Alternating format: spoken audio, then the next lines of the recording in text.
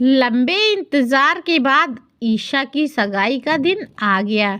ईशा ने रोहित से सगाई करने के लिए पापा मम्मी से जाने कितनी मनमुहर की थी। तब कहीं जाकर मुश्किलों से पापा माँ को अपनी शादी रोहित से करने के लिए तैयार हुए थे। ऐसा क्या था जो ईशा के माता पिता उसकी शादी रोहित से करना नहीं चाहते थे? दरअसल ईशा बहुत संपन्न परिवार से थी।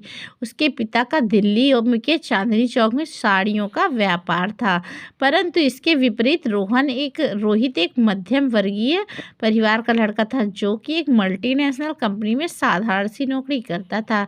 उसके पिताजी भी कुछ खास कमाते धमाते ना थे, तो घर परिवार चलाने की जिम्मेदारी रोहित पर ही थी।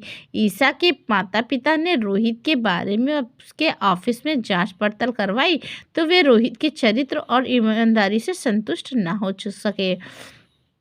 ईशा के पिताजी उसकी शादी रोहित से नहीं करना चाहते थे। वह जानते थे कि ईशा बहुत रईसी में पली बड़ी है और उसके कभी अभाव की जिंदगी नहीं देखी है। माँ का मानना था कि प्रेम प्यार तो कुछ दिनों की बात है, परंतु जैसे ही घर परिवार की जिम्मेदारियों का बोझ नव दंपत्ति के कंधों पर पड़ता है, तो वे ऐसे बेमेल परिवार में सामंजस्य बिठाने में नाकामयाब रहते हैं। और दूसरा, वह अपनी बेटी के बारे में भी जानती थी कि वह बहुत संपन्नता में पड़ी बड़ी है। उसे एक मध्यम वर्गीय परिवार में तालमेल बैठाने में बहुत परेशानियों का सामना करना पड़ेगा। उन्होंने ईशा को रोहित से शादी ना करने के लिए बहुत समझाया बुझाया, परंतु ईशा तो कुछ समझने के लिए तैयार ही ना थी। उसने ठान लिया था कि अगर शादी करेगी तो रोहित से नहीं, तो वह आजीवन कुंवारी रह जाएगी। माता पिता जब अपने फैसले पर अडिग रहे, तो ईशा ने अपने हाथ की नस काट ली। वह जानती थी कि पापा उसे खोने के डर से विचलित हो उठेंगे और शायद वह तब रोहित से उसकी शादी कराने के लिए राजी हो जाए। ईशा की इस बचकानी हरकत की वजह से माँ पिता का दिल टूट गया और बेतुकी जीत के आगे दोनों ने हार मान ली। शायद होनी को यही मंजूर था। बच्चों की खुशियों के खातिर माता पिता ने उनकी शादी की तैयारियां शुरू कर दी। ईशा गहने जेवर और महंगे कपड़ों की बहुत शौकीन थी, सो उसने अपनी शादी के लिए अपनी पसंद की हर ज्वेलरी और महंगे महंगे कपड़ों की खरीदारी की। कुछ ही दिनों में ईशा का रोहित से विवाह संपन्न हो गया।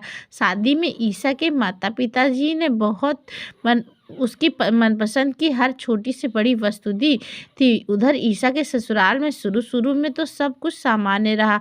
उसे अपने मायके में ऐशो आराम में बिताए गए सभी पल याद आने लगे। वह अपना पिछला समय याद कर बहुत दुखी होती, परंतु अब पछताने से कुछ नहीं हो सकता था। धीरे धीरे रोहित और माँ जी का व्यवहार भी उसे बदला सा प्रतीत होने लगा। मायके में जिस ईशा के आगे पीछे नौकर घूमा करते थे, बिस्तर पर बेटी मिला करती थी, आज उसी ईशा को ससुराल में नौकर चाकर की कोई सुविधा उपलब्ध न थी। वहाँ उसे सुबह 6 बजे उठकर घर गृहस्थी के कामों में लगना पड़ता था। पूरा दिन घर संभालने में चक्कर गिननी सी लगी रहती थी। कब सुबह से शाम हो जाती थी उसे कुछ पता ही न लगता। अपने हालात पर वह किसी को कह भी नहीं सकती थी। आखिर यह फैसला भी उसी ने खुद लिया था। इसी प्रकार मन महसूस कर जीवन जीते हुए अपनी शादी को 1 साल बीत गया। अगले माह उसके चाचा जी के बेटे की शादी की शुभम की शादी थी। चाची जी ने ईशा को अपने बेटे की शादी के 15 दिन पहले ही मायके आने का न्योता दे दिया था। नियत की तिथि पर चाची ने ईशा को शुभम के हाथों लिवाने भेज दिया। ईशा ने खुशी खुशी अपने मायके जाने की पूरी तैयारी कर ली। अपनी सासू माँ से अपनी साड़ी लहंगों की मैचिंग ज्वेलरी के लिए कुछ हार और कंगन अलमारी से निकालने के लिए कहा।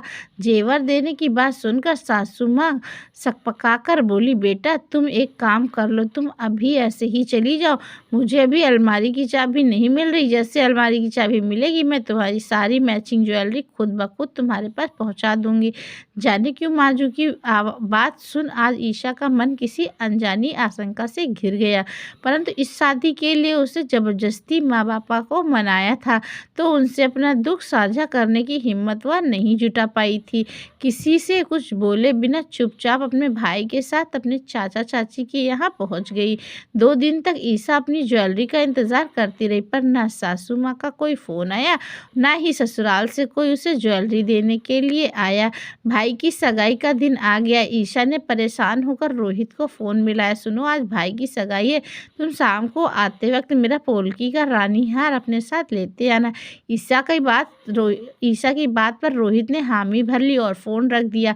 शाम को ईशा तैयार होकर रोहित का इंतज़ार करने लगी। रोहित सगाई में भी देर से पहुंचा और ज्वेलरी के बारे में पूछने पर उसने ईशा से कहा, अरे क्यों परेशान होती हो, माँ का तो तुम्हें पता ही है ना, कितनी भुलक्कड़ है, जाने कहाँ अलमारी की चाबी रखकर भूल गई।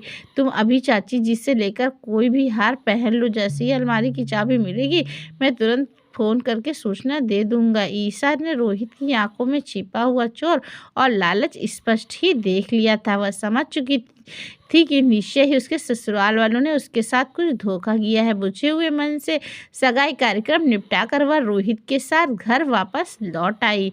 घर वापस आकर उसने चाबी ढूंढने के लिए दिन रात एक कर दिया, परंतु चाबी ना मिली। अब उसने ताला खोलने वाले को बुलाकर अलमारी की नई चाबी बनवाई। जैसे ही अलमारी खोली, अपना एक भी हार ना पाकर वह भौचक्की रह गई। उसकी सारी ज्वेलरी वहां से नदारद थी। पापा ने गिफ्ट में उसे एक फ्लैट दिया था, उसके कागज भी वहां ना थे।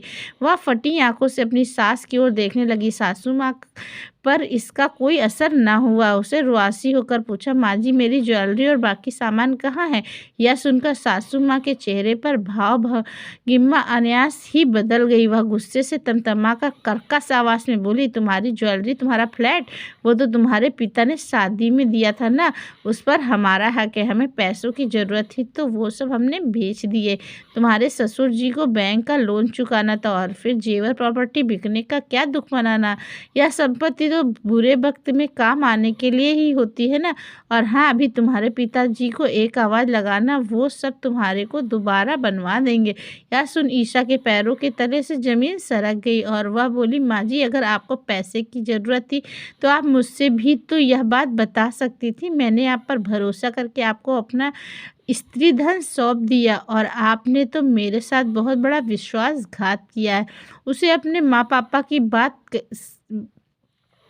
की कही सब बातें याद आने लगी। आज उसे एहसास हो रहा था, हमेशा सही कहा करते थे। ईशा के ससुराल वालों ने उसका भरोसा तार तार कर दिया था।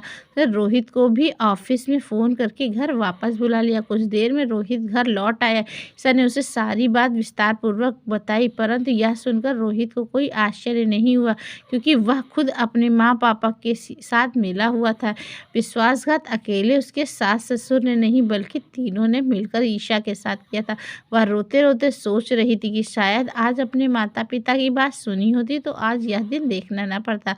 वह रोहित पर भरोसा करके पछता रही थी। गलत व्यक्ति पर किया गया भरोसा उसे पल पल टीस दे रहा था। सारा स्त्री धन लुट जाने के बाद के साथ उसे अपना भरोसा टूट जाने का भी दुख हो रहा था। गहना जेवर प्रॉपर्टी तो वह दोबारा पा लेगी, पर अपना टूटा हुआ भरोसे का वह क्या करेगी। तो दोस्तों, इस वीडियो को लेकर आपकी क्या राय है, हमें कमेंट बॉक्स में बताना ना भूलिएगा।